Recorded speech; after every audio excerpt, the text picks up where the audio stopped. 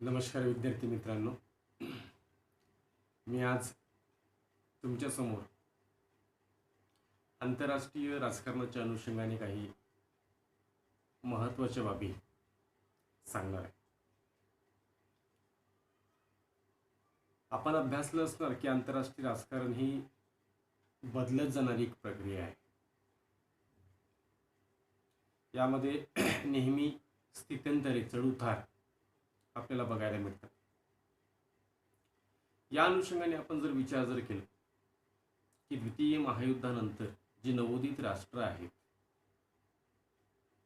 सत्तासंपन्न राष्ट्र जी आहेत, सामर्थ्यशाली राष्ट्र जी आहेत, विकसनशील जी राष्ट्र जी आहेत, या सगळ्या राष्ट्रांचा अभ्यास आंतरराष्ट्रीय राजकारणामध्ये केला जातो, ज्यांना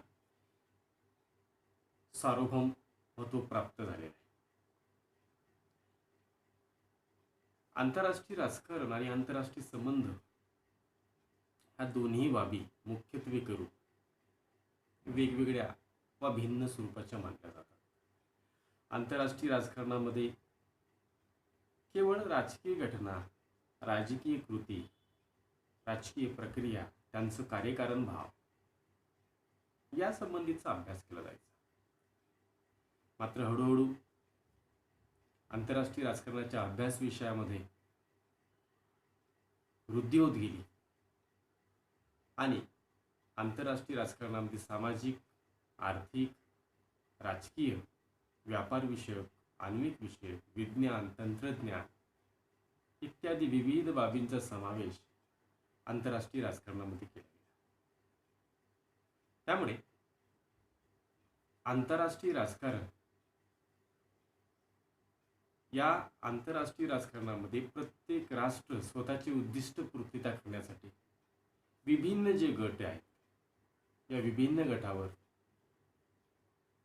प्रभुत्व स्थापित करण्याचा प्रयत्न करतो. आणि ही आंतरराष्ट्रीय राजकारणाची कला मानली जाते, आर्ट मानली जाते. आंतरराष्ट्रीय राजकारणाच्या विविध विचारवंतांनी व्याख्या केली आहे, ज्यामध्ये प्रामुख्याने मी मॉर्गेनथॉचा उल्लेख करेन. 1948 मध्ये पॉलिटिक्स अमंग नेशन या ग्रंथामध्ये मॉर्गेनथॉने आंतरराष्ट्रीय राजकारण म्हणजे काय याविषयी विस्तृतपणे की राष्ट्रामधील असणारा संघर्ष, राष्ट्रामधील असणारा संघर्ष याला आंतरराष्ट्रीय राजकारण नाव असते. हेलिस ग्रासने सुद्धा आंतरराष्ट्रीय राजकारणाच्या अनुषंगाने व्याख्या केली की आंतरराष्ट्रीय संबंध किंवा आंतरराष्ट्रीय राजकारण कशाला म्हटलं जावं, तर त्यामध्ये प्रामुख्याने परराष्ट्रीय राष्ट्रामधील परराष्ट्रीय धोरणांचा अभ्यास याला ग्रॉसने आंतरराष्ट्रीय राजकारण असं म्हटलं. साधारणरित्या मी तुम्हाला इथं मुख्यत्वे करून सांगू इच्छितो, आंतरराष्ट्रीय राजकारण आणि आंतरराष्ट्रीय संबंध यामध्ये एक सीमारेषा आहे. आंतरराष्ट्रीय राजकारणामध्ये केवळ राजकीय क्रिया, प्रक्रिया, त्याचं कार्यकारण भाव यांचा अभ्यास केला जायचा. मात्र आजच्या आधुनिक आंतरराष्ट्रीय राजकारणात व जागतिक राजकारणामध्ये विविध घटक जे आहेत, विविध घटकांचा सुद्धा अभ्यास त्याच्यामध्ये केला जातो. त्यामध्ये वेगवेगळ्या आर्थिक संघटना आल्या, राजकीय संघटना आल्या, लष्करी संघटना आल्या, राज्य घटक ज्याला म्हटलं जातं, अशा विविध बाबी, सामाजिक, सांस्कृतिक, जसं मी म्हटलंय तुम्हाला, त्या अनुषंगाने अभ्यास ते केला जातो. त्याचबरोबर आंतरराष्ट्रीय राजकारणाच्या अनुषंगाने आपण विचार केला तर आंतरराष्ट्रीय संबंधाच्या किंवा राजकारणाच्या व्याप्तीमध्ये सुद्धा कोणत्याही विचारवंतामध्ये एकमत नाही. विविध विचारवंतांनी आपापल्या पद्धतीने आंतरराष्ट्रीय राजकारणाची व्याप्ती जी आहे, आंतरराष्ट्रीय राजकारणाची व्याप्ती समृद्ध करण्याचा प्रयत्न केला आहे. त्यामुळे आंतरराष्ट्रीय राजकारणाची निश्चित अशी व्याप्ती सांगता येत नाही किंवा निश्चित करणं फार कठीण आहे. मात्र स्थूल मानाने आपण बघितलं तर स्थूल मानाने काही घटक मी आपल्यापुढे सांगतोय, ज्यामध्ये राज्यव्यवस्था की आंतरराष्ट्रीय राजकारण म्हणजेच काय की राज्यामधील संबंधांचा अभ्यास, म्हणजे राष्ट्रामधील संबंधांचा अभ्यास असल्यामुळे राज्यव्यवस्थेकडे आंतरराष्ट्रीय राजकारणामध्ये मुख्य दृष्टीने बघितलं जातं. आपण बघतो की वेगवेगळ्या राज्यामध्ये म्हणजेच राष्ट्रांमध्ये असणारे हे संबंध कसे आहेत, ते सहकार्याचे आहेत की संघर्षाचे आहेत, यावर देखील आंतरराष्ट्रीय राजकारण हे प्रभावित होत असते. त्यामुळे विविध राष्ट्रांमधील ज्या राज्यव्यवस्था असतील, त्या राज्यव्यवस्थेमध्ये असणारे विचारप्रणाली असतील, त्या राज्यव्यवस्थेतील असणारे जनसमुदाय असेल, त्यांचं लोकमत असेल, त्यांची आणखी सामर्थ्य संपन्नता असेल, या विविध घटकांचा अभ्यास आंतरराष्ट्रीय राजकारणामध्ये केला जातो. त्यामुळे राज्यव्यवस्था एक महत्त्वाचं घटक मानलं जातं.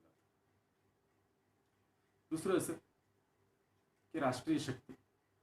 आपण बघतो की आंतरराष्ट्रीय राजकारणामध्ये किंवा आंतरराष्ट्रीय संबंधामध्ये जर राष्ट्रीय शक्ती जर नसेल तर त्याला काहीच किंमत उरत नाही.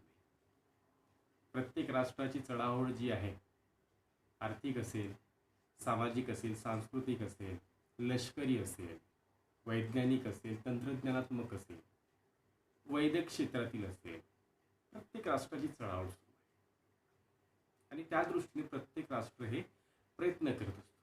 त्यामुळे आंतरराष्ट्रीय राजकारणामध्ये सर्वात महत्त्वाचं दुसरं घटक ज्यामध्ये अभ्यासलं जातं ती राष्ट्रीय शक्ती.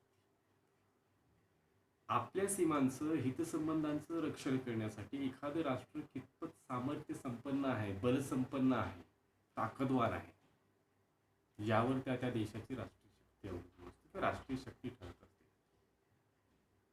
त्यामुळे आंतरराष्ट्रीय राजकारणाच्या अभ्यासामध्ये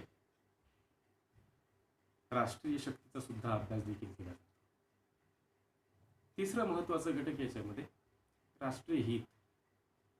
जगामधील 198 राष्ट्रामधील असे एखादंही राष्ट्र नाही की ज्या राष्ट्राला राष्ट्राचं हित नसेल, आणि राष्ट्राचं हित जर नसेल तर ते राज्यव्यवस्था म्हणून किंवा राष्ट्रव्यवस्था म्हणून तो पुढे येऊ शकत नाही. म्हणून राष्ट्रीय हित आंतरराष्ट्रीय राजकारणाच्या अनुषंगाने अत्यंत महत्त्वाचं घटक म्हणून मानला जातो. या घटकामध्ये राष्ट्रीय हितामध्ये प्रामुख्याने प्राथमिक स्वरूपाचे राष्ट्रीय हित, दुय्यम स्वरूपाचे राष्ट्रहित हे निश्चित केले जातात. प्रत्येक राष्ट्र हे निश्चित करतो. त्याचबरोबर देशपरत्वे किंवा कालपरत्वे त्यांच्या राष्ट्रीय हितामध्ये सुद्धा परिवर्तन किंवा स्थित्यंतर केली जातात. म्हणून राष्ट्रीय हिताचा विचार आंतरराष्ट्रीय राजकारणामध्ये केला जातो किंवा आंतरराष्ट्रीय राजकारणाच्या व्याप्तीमध्ये केला जातो. चौथं घटक जो महत्त्वाचा म्हणतो राजनय, डिप्लोमसी ज्याला आपण म्हटलं जातो. राजनय हे परराष्ट्र धोरणाची उद्दिष्ट साधन करण्याचं एक महत्त्वाचं साधन आहे. एक महत्त्वपूर्ण साधन म्हणून राजनयाकडे अंगुली निर्देश केले जातात. विचारविनिमय असतील, तडजोडी असतील, हितसंबंधांची जोपासना असेल किंवा देवाणघेवाण असेल, या विविध मार्गांनी राष्ट्रामधील असणारे संघर्ष जे आहेत हे संघर्ष सोडविण्याचा प्रयत्न या इन्स्ट्रुमेंटच्या माध्यमातून म्हणजेच राजनयाच्या माध्यमातून, आणि राजनयाच्या माध्यमातून अनेक वादग्रस्त प्रश्न जे आहेत हे वादग्रस्त प्रश्न सोडवले जातात. त्यामुळे राजनयाच्या प्रक्रियेचा सर्वांगीण स्वरूपाचा अभ्यास आंतरराष्ट्रीय राजकारणामध्ये केला जातो. हा चौथा घटक. पाचवं, आज आपण बघतोय की आधुनिक काळामध्ये आंतरराष्ट्रीय संघटनांचा महत्त्व जे आहे की आंतरराष्ट्रीय संघटनांचे महत्त्व जे आहे हे महत्त्व आहे दिवसेंदिवस वाढत चालले. राष्ट्रामधील परस्पर व्यवहार जे आहेत ते परस्पर व्यवहार नियंत्रित करण्यामध्ये सगळ्यात महत्त्वाची बाजू किंवा महत्त्वाची भूमिका अलीकडच्या किंवा नजीकच्या काळामध्ये ह्या आंतरराष्ट्रीय संघटना आहेत. आपण बघितले की आंतरराष्ट्रीय संघटना ह्या विविध घटकांना ह्या प्रभावित करतात किंवा महत्त्वाची भूमिका बजावतात. पहिल्या महायुद्धानंतर आपण बघतो की लीग ऑफ नेशनची स्थापना झाली.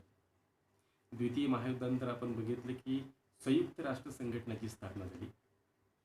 त्यानंतर आपण 1 जानेवारी 1995ला WTO कडे वळतोय, ज्याचं गॅटचं रूपांतर आपण बघतोय, इंटरनॅशनल मॉनिटरी फंड, आंतरराष्ट्रीय मुद्रा निधी, हे विविध ज्या संघटना ज्या आहेत, आंतरराष्ट्रीय स्तरावरच्या संघटना ज्या आहेत, या संघटना अत्यंत महत्त्वाच्या मानल्या जातात आणि या संघटनांचे स्वरूप आणि कार्यप्रणाली जी आहे यांचा अभ्यास आंतरराष्ट्रीय राजकारणामध्ये. त्यानंतर प्रादेशिक संघटना, जशा आंतरराष्ट्रीय संघटना महत्त्वाच्या आहेत त्याच पद्धतीने त्याच माध्यमातून विविध विभागातील निर्माण झालेल्या, त्या निर्माण होऊ पाहिलेल्या ज्या प्रादेशिक संघटना ज्या आहेत त्या प्रादेशिक संघटना देखील महत्त्वाच्या मानल्या जातात. आज आपण बघतोय की विभागीय सहकार्याच्या दृष्टीने सार्क असेल, आशियन असेल, ओपेक संघटना असेल, युरोपियन युनियन संघ असेल, ह्या विविध संघटना निर्माण झालेल्या आहेत आणि आपापल्या परस्परांमधील व्यापार विषयक जे आहेत या व्यापार विषयक संबंधांना चालना देण्याचं काम या प्रादेशिक संघटनांकडून होऊ पाहत आहे आज. त्यामुळे प्रादेशिक संघटना हा एक महत्त्वाचा भाग मानला जातो. त्यानंतर आंतरराष्ट्रीय नियम आणि कायदा, आपण जर बघितलं की आंतरराष्ट्रीय पातळीवर एका सर्वोच्च अशा केंद्रीय सत्तेचा अभाव आपल्याला दिसून येतो. राष्ट्रांमधील परस्परांमधील व्यवहार जर चालवायचे असेल, ते व्यवहार चालवण्यासाठी आंतरराष्ट्रीय नियम आणि कायद्यांचा विकास किंवा आंतरराष्ट्रीय नियम आणि कायदे जे आहेत त्या कायद्यांचा विकास केला गेला. त्यामुळे आंतरराष्ट्रीय कायद्याचे स्वरूप असते, त्याची व्यवहारात होणारी कार्यवाही असेल, याही बाबी इथं महत्त्वाच्या मानल्या जातात. त्यामुळे आंतरराष्ट्रीय नियम आणि कायदा ही सुद्धा बाब महत्त्वाची इथं मानली जाते. त्यानंतर विचारप्रणाली आणि सिद्धांत आपण बघतोय की विचारप्रणाली आणि सिद्धांत हा जो घटक जो आहे, हा घटक यामध्ये महत्त्वाचं जे आहे महत्त्वाचं मानलं जाते किंवा सांगितलं जातं की आंतरराष्ट्रीय राजकारणामध्ये विविध प्रकारच्या विचारप्रणाली आहेत, विविध प्रकारचे सिद्धांत आहेत. या सगळ्या विचारप्रणाल्यांचा, सिद्धांताचा अभ्यास जो आहे आंतरराष्ट्रीय राजकारणामध्ये केला जातो. जसं नाझीवाद असेल, फॅसिस्टवाद असेल, उदारमतवाद असेल, साम्यवाद असेल. त्याचबरोबर आंतरराष्ट्रीय राजकारणाच्या विश्लेषण करणारे जे विविध सिद्धांत निर्माण झाले, ज्यामध्ये प्रामुख्याने वास्तववाद किंवा यथार्थवाद असं म्हटलं जाईल, आदर्शवाद, मार्क्सवाद, व्यवस्था दृष्टिकोन, निर्णय निर्धारण दृष्टिकोन, खेळ सिद्धांत किंवा सौदेबाजीचा सिद्धांत, हे सिद्धांताचा की या सिद्धांताचा अभ्यास हा आंतरराष्ट्रीय राजकारणामध्ये होताना आपल्याला बघायला मिळते. त्यामुळे विविध विचारप्रणाल्या असतील, विविध सिद्धांत असतील, ह्या विविध सिद्धांताचा आणि विचारप्रणाल्याचा अभ्यास आंतरराष्ट्रीय राजकारणामध्ये केला जातो. त्यानंतर आपण बघतोय की अलीकडचं काळ, 90 नंतरचं काळ जर बघितलं तर ग्लोबलायझेशन इरा, त्याला जागतिकीकरणाचं पर्व असं म्हटलं आहे की जागतिकीकरणाचं एकदमचं पर्व सुरू झालं. जवळपास 27-28 वर्ष, म्हणजे जवळपास 29-30 वर्ष आपण म्हणूया, जवळपास पूर्ण होत आहे. जागतिकीकरण आणि तत्संबंधीच्या प्रक्रिया ज्या आहे, या तत्संबंधीच्या प्रक्रिया यांचा अभ्यास सुद्धा आंतरराष्ट्रीय राजकारणामध्ये केला जातो. की जागतिकीकरणामुळे आपण बघतो की विविध राष्ट्र जी आहेत ही विविध राष्ट्रांमध्ये परस्परांच्या जवळ किंवा ग्लोबल नेटवर्क जो म्हणतोय आपण, एक विलेज नेटवर्क जागतिकीकरणामुळे निर्माण झाले. उत्पादन असेल, सेवा असेल, भांडवल असेल, हा सीमापार व्यवहार आज सुरू आहे की आपण बघायला मिळतो. तर जागतिकीकरणाचा अभ्यास सुद्धा विविध राष्ट्रांमधील असणाऱ्या ज्या समस्या ज्या आहेत, ते विविध राष्ट्रांमधील असणारे घटक जे आहेत, ह्या घटकांचा सुद्धा अभ्यास याच्यामध्ये केला जातो. कारण की जागतिकीकरण हे अलीकडच्या काळामध्ये एक महत्त्वाची संकल्पना, एक महत्त्वाचं घटक मानलं जातं. त्याचबरोबर आंतरराष्ट्रीय राजकीय अर्थव्यवस्था असते, आंतरराष्ट्रीय राजकीय अर्थव्यवस्थेचा अभ्यास, त्याच्यामध्ये आंतरराष्ट्रीय व्यापार असतील, बाजारपेठा असतील, बहुराष्ट्रीय कंपन्या असतील, आंतरराष्ट्रीय आर्थिक सहकार्य, त्यासोबत असणारी स्पर्धा असेल, व्यापारविषयक आंतरराष्ट्रीय स्वरूपाची काही नियमावली असेल, हे अंमलात आणणाऱ्या ज्या विविध संघटना ज्या आहेत, ह्या विविध संघटनासुद्धा आंतरराष्ट्रीय राजकारणाच्या अभ्यास क्षेत्रामध्ये येतात. त्यामुळे शिवाय नवीन आंतरराष्ट्रीय राजकीय अर्थव्यवस्थेची होत असलेली मागणीही यामध्ये अभ्यासाचा विषय ठरत आहे. त्यामुळे आंतरराष्ट्रीय राजकीय अर्थव्यवस्था हा सुद्धा सुद्धा एक महत्त्वाचा घटक किंवा महत्त्वपूर्ण घटक असं मानलं जातं.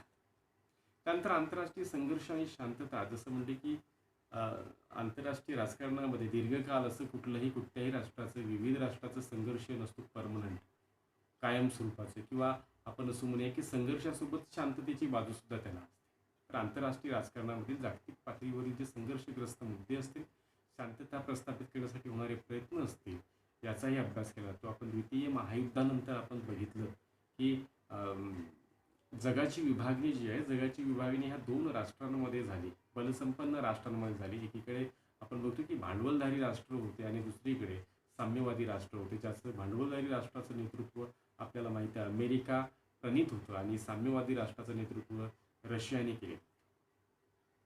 तर विविध राष्ट्रांमध्ये असणारे संघर्ष असेल, शांतता असेल, या सगळ्या बाबींचा समावेश याच्यामध्ये केला जातो. शिवाय निशस्त्रीकरण असेल, शस्त्र नियंत्रण असेल, या घटकांचा सुद्धा या दृष्टीने अत्यंत महत्त्वाचं स्थान आहे किंवा महत्त्वपूर्ण स्थान आहे. हा एक भाग महत्त्वाचा मानला जातो. नंतर याच्यामध्ये प्रामुख्याने शेवटचं मुद्दा मला तुमच्याशी सांगायचं आहे की आंतरराष्ट्रीय राजकारण हे सतत बदलत जाणारी एक प्रक्रिया आहे, एक डायनॅमिक प्रोसेस आहे. ती कुठल्याही एका बाजूला तिला वळवता येत नाही. तिचे वेगवेगळे व्हेरिएशन्स आहेत किंवा डायमेन्शन्स आहेत. त्यामुळे नजीकच्या काळात सुद्धा किंवा अलीकडच्या काळात सुद्धा आंतरराष्ट्रीय संबंध किंवा आंतरराष्ट्रीय राजकारणाचं क्षेत्र किंवा व्याप्ती जी आहे, व्याप्ती अधिकाधिक सखोल होत चाललेली आहे. त्याची डेप्थ दिवसेंदिवस वाढत चालली. त्याच्या ज्ञानकक्षा ज्या आहेत, ज्ञानकक्षा फार रुंदावत चाललेली आहे. त्यामुळे ह्या विविध घटकांचा आपण या पद्धतीने आपण विचार करावा.